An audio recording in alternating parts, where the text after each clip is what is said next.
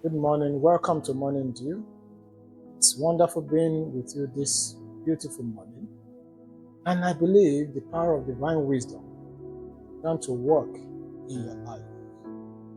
Today we'll be proceeding by checking this very simple word. Dare. Dare. D-A-R-E. Dare. And we all know what it is to dare, is to challenge your opponent. When you dare something, you are challenging it. Then is to attempt something that has not been done before. That's it today. You attempt to do what had not been done before. You are attempting to do it differently from the way it's always been done. There's a very classical story in 2 Kings chapter 7, verse 9 and 10. Verses 9 and 10. 2 Kings chapter 7, verses 9 and 10. There was a terrible famine in Samaria because the king of Syria had laid siege on the city. So nobody could move out, nobody could move in. So the city and the country had begun to experience acute lack. It's gotten so bad that even the king had become helpless. But there were 4 lepers that were shut out of the city. They were experiencing the same problem. And because they were experiencing the same problem, it got to a stage, they told themselves, if we stay here, we die. If we do nothing, we die. And that tells you, if you refuse to dare, you begin to die. So the moment they got that word, they made up their mind that they will go to the camp of the enemy. There are 2 things that could happen to them. Is either the enemy kills them, or the enemy showed them mercy. Said they were helpless lepers and allowed them to live.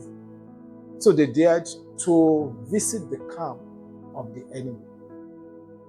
The long and short of the story is this: as they were approaching the camp of the enemies had a sound as that of a mighty army marching against them, and fear gripped them. They abandoned their weapons, they abandoned their provisions, and ran away.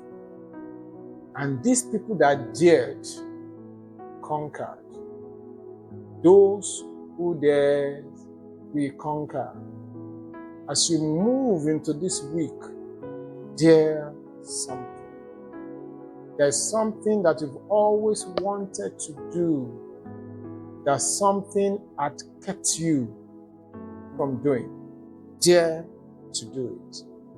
So why must you dare? Because the world naturally puts a limit on everybody. The world puts a limit on you. The world puts a limit on you. If you're a black person, your race can be limited. But every black man, every man of color that dared had always excelled. I don't know where you are listening to me from. Maybe your race, the world that put a limit on your race, dare to be different. So that's one reason why you must dare, because the world puts a limit on you. Another reason why you must dare is because sometimes you impose a limitation on yourself. There's self-limitation. You look at yourself and say, I can't be better. I can't do this. Self-limitation. Your lack of education can be the reason why you have a self-limitation. So, you might be the one that is putting a limitation on yourself. Why not? Why not just say, if at all, let me try.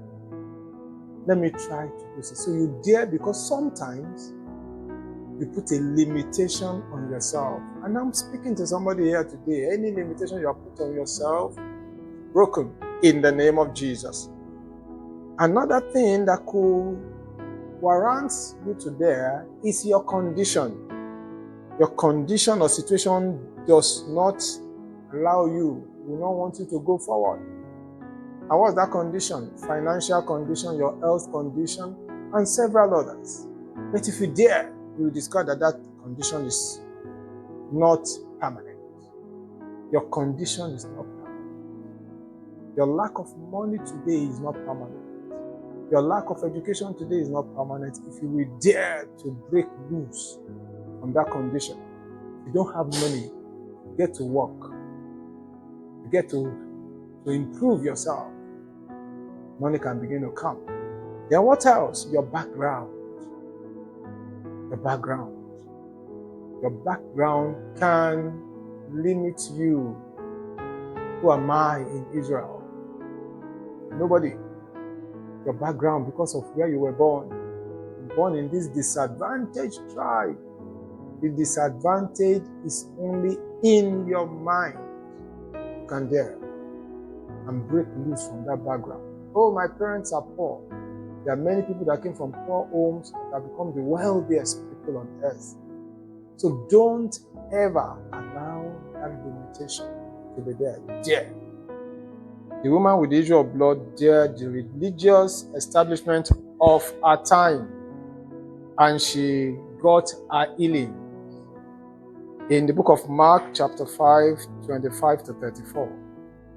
She wasn't supposed to go out, but she went out and she got healed. Also, if you check the Bible, Peter dared